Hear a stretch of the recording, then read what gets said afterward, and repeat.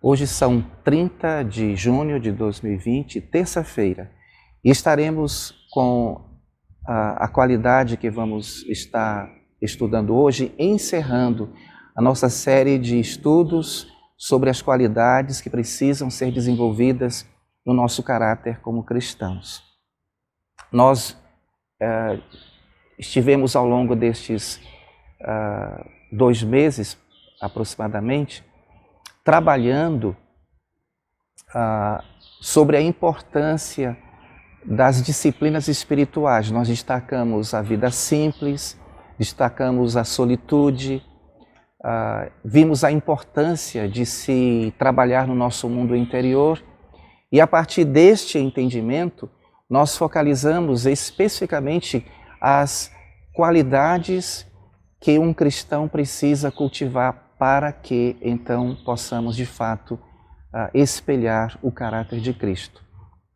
Nós estaremos hoje encerrando com a qualidade de irrepreensível e, se o Senhor permitir, a partir de amanhã, nós estaremos focando um outro valor que a Igreja em Dom Pedro deseja cultivar. Nós já trabalhamos com a vida de devoção, já trabalhamos com a importância de estarmos envolvidos no serviço cristão. No início do ano agora, no primeiro semestre, trabalhamos sobre a importância do ensino bíblico e estaremos então trabalhando no próximo semestre com a necessidade, a importância que nós como cristãos temos de priorizar pessoas. A minha expectativa como membro da igreja, como pastor da igreja, é que eu e vocês estejamos prontos e dispostos a investir nossas vidas na vida das pessoas, porque esta é a missão que o Senhor Jesus nos confiou. Com relação à qualidade de irrepreensível, nós destacamos a sua origem no grego e definição. No grego nós encontramos 2 palavras para esta palavra irrepreensível, que são anekletos e apepilepton, que significa não acusável, não condenável, ético, não tocável por superiores, alguém de boa reputação, uma pessoa honesta, imparcial, uma pessoa que cumpre a palavra, respeita a autoridade, sabe reconhecer o seu erro, é uma pessoa atenciosa, cordial.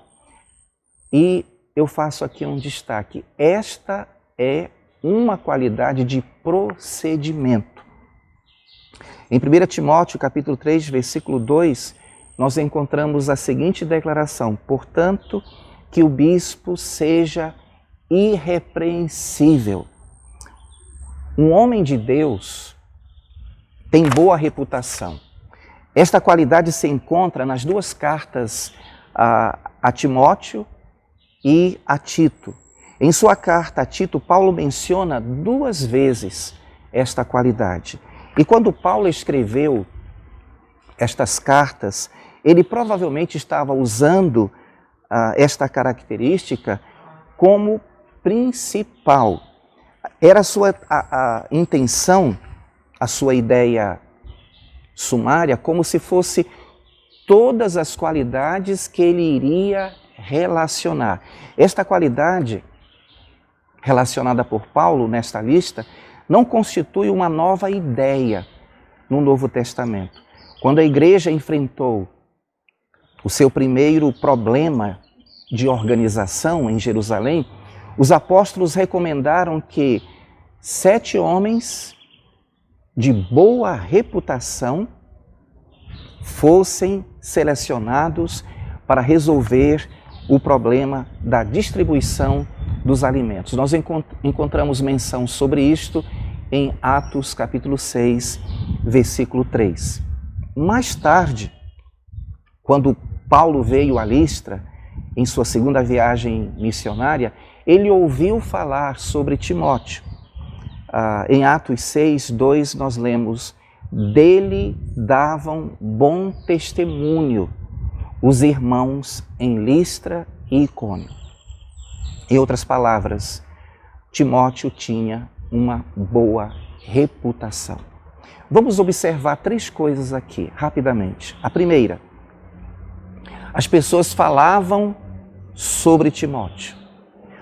Uma boa reputação cria comentários. São os antecedentes positivos. Segunda observação, era mais de uma pessoa que estava falando de Timóteo.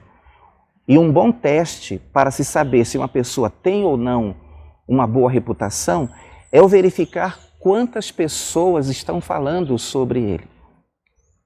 Todos nós temos 1 ou 2 amigos que nos admiram, mas o que as pessoas em geral pensam sobre nós ou falam sobre nós, esse é o válido.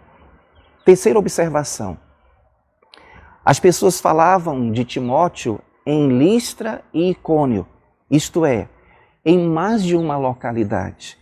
A reputação de Timóteo era boa em casa e também fora de casa. Quando nos 2 lugares há concordância, então você pode ter certeza de que está obtendo uma boa reputação das qualidades interiores de um homem. O apóstolo Paulo ficou impressionado com a reputação de Timóteo. Este era o homem que ele queria como seu companheiro. Este era o homem que ele queria que fosse uma companhia para ele. E um destaque que eu faço aqui. Leva tempo para edificar uma boa reputação, mas deveria ser o alvo de cada cristão e o seu também. Apesar de que normalmente, quando se trata desta qualidade, se dá ênfase para pastores, para presbíteros, como eu já falei em outras oportunidades nestes devocionais, estas qualidades devem ser cultivadas por todo cristão que deseja ser um cristão maduro, ser um cristão saudável. Na verdade, irmãos, é uma coisa que deveria acontecer naturalmente quando uma pessoa está crescendo e amadurecendo em sua vida cristã. Você deve também, assim como o pastor da igreja, você deve também procurar ser uma pessoa irrepreensível. Agora, poderíamos dizer que, do contrário, o cristão com uma má reputação, sem dúvida, está exibindo defeitos que não se harmonizam com os princípios cristãos, que não se harmonizam com o que o povo naturalmente espera de uma pessoa que se denomina cristão. Diante disso, eu gostaria de desafiar você a trabalhar esta qualidade na sua vida. E a primeira coisa que eu preciso fazer para trabalhar este projeto, o projeto irrepreensível, é fazer uma avaliação pessoal. Pergunte-se honestamente qual é a evidência que você tem dado de uma boa reputação. Eu vou fazer aqui rapidamente algumas perguntas para ajudar você a fazer esta autoavaliação. Primeira, aqueles que me são mais íntimos dão a meu respeito um testemunho positivo que indique a minha boa reputação? Minha esposa, meus filhos, meus amigos, meus colegas de trabalho, enfim, aquelas pessoas que estão no meu círculo mais próximo. Agora, uma observação. O testemunho daqueles que não lhe conhecem muito bem não constitui um bom teste. Seu julgamento talvez seja muito superficial. Talvez se impressionem com a sua aparência física, com as suas habilidades, com a sua performance. Se você é uma pessoa comunicativa, isso pode chamar a atenção, mas não vai evidenciar realmente quem você é. Segunda pergunta. As pessoas me procuram cada vez mais para falarem de suas vidas, para se abrirem comigo. As pessoas confiam em mim os seus problemas confidenciais. Terceira pergunta. Meu relacionamento com as pessoas está se tornando mais profundo, mais significativo, quanto mais elas me conhecem ou quanto mais íntimas que elas são para mim? Ou será que minhas amizades ficam tensas e superficiais conforme as pessoas vão me conhecendo? Quarta pergunta. O meu círculo de amigos tem crescido continuamente? Há um crescente número de pessoas que me admiram e confiam em mim? E as pessoas me reconhecem para tarefas significativas e difíceis sem temer que eu venha a desapontá-las? Se você tiver dificuldades em ser objetivo quanto a estas perguntas aqui, peça ao seu cônjuge ou ao melhor amigo que lhe ajude honestamente a avaliar o seu coração. Talvez você esteja achando este projeto ameaçador, mas lembre-se de que o seu medo, o medo de que você possa ouvir algo que você não vai gostar, leve você a ter uma reação negativa. E nós temos que aprender, irmãos, a ouvir a verdade e entender que ouvindo a verdade e tendo a ajuda do Espírito Santo, à luz da palavra, e de uma pessoa amiga, uma pessoa confiável, que vai nos aceitar, que vai nos entender, isso vai produzir a cura destas feridas. O orgulho espiritual e a escravização ao ego é um obstáculo difícil, mas começando, você estará a caminho de se transformar em um homem de Deus amadurecido. Lembre-se que uma das primeiras bem-aventuranças, lá em Mateus 5,3, é: bem-aventurados os humildes, porque deles é o reino dos céus.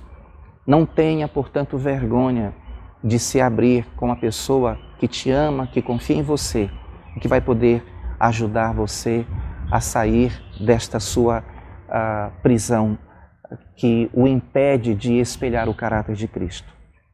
A nossa oração, a minha oração ao Senhor é que Ele nos dê, como igreja local, líderes eficazes e comprometidos com Ele, com o Senhor. Líderes a quem possamos respeitar, a acatar e a nos sujeitar. Líderes que só desejem servir. Líderes que sirvam de exemplo.